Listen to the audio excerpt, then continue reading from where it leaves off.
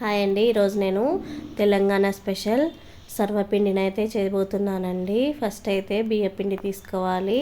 బియ్యపిండిలోకి carrot తురుము, onion, పచ్చిమిర్చి paste అండి. పచ్చిమిర్చి పేస్ట్ అంటే పచ్చిమిరపకాయలు, ఉప్పు వేసుకొని మిక్సీ పట్టుకోవాలండి. అదే పచ్చిమిర్చి పేస్ట్ వేసుకోవాలి. అలాగే శనగిత్తనాలు కూడా మిక్సీ పట్టుకోవాలండి. శనగిత్తనాల పొడిని అనేది గరుగ్గా వేసుకోవాలండి. పొడిలాగా చాలా పొడిలాగా అయితే వేసుకోకూడదు. అలాగే కొంచెం జీలకర్ర కూడా వేసుకోవాలి. కావాలంటే వాము కూడా వేసుకోవచ్చండి.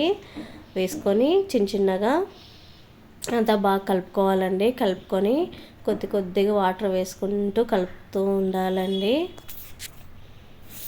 కలుపుకుంటూ ఉండాలి చిన్నగా. అలాగని చాలా లూజ్గా కలుపుకోకూడదు. అలా అని థిక్గా కూడా కలుపుకోవద్దండి. మీడియంగా అయితే కలుపుకోవాలి. అలా అయితేనే ఉండలు వస్తాయండి. అంతేనండి. ఇంకా సర్వపిండి అనేది నిల్వ కూడా ఉంటాయండి. అవేమి స్మెల్ వచ్చేది, వాసన అట్లేం రాదండి. బాగా 4-5 డేస్ అయినా బాగుంటాయండి. మనం బాగా గట్టిగా కాల్చుకోవాలి. అలా కాల్చుకుంటే నిల్వ కూడా బాగా చాలా రోజులే ఉంటాయి. అంతేనండి. ఇలా వాటర్ వేసుకొని ఇలా బాగా ముద్దలాగా అయితే చేసుకోవాలి. ఇంకా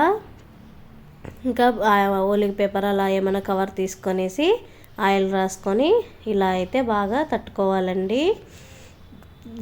బాగా కొంచెం లావుగా తట్టుకోకూడదు, పల్స్ లాగే తట్టుకోవాలండి. అలా అయితేనే బాగా క్రంచీగా వస్తాయి. ఇలా హోల్స్ అనేది పెట్టేసుకోవాలి. పెట్టేసుకుంటే సర్వపిండి అనేది బాగా కాలుతుందండి. ఇంకా పెనం పెట్టేసుకొనేసి ఆయిల్ రాసేసుకొని ఇంకా ఇలా అయితే వేసేసుకోవాలి. హై ఫ్లేమ్లోనే పెట్టయితే కాల్చుకోవాలండి. రొట్టెని కాల్చుకొనేసి ఇంకా ఒకవైపు కాలిన తర్వాత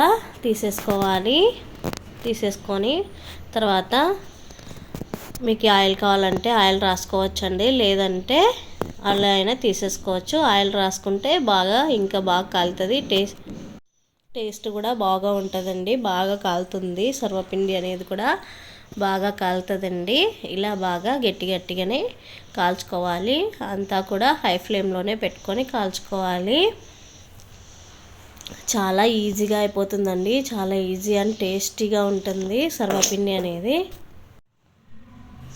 ఇంకా అంతేనండి. రెండు పక్కల బాగా కాలిన తర్వాత ఇంకా ప్లేట్లోకి అనేది తీసేసుకోవడమేనండి. అంతే. ప్లీజ్ సబ్స్క్రైబ్ చేసుకోండి.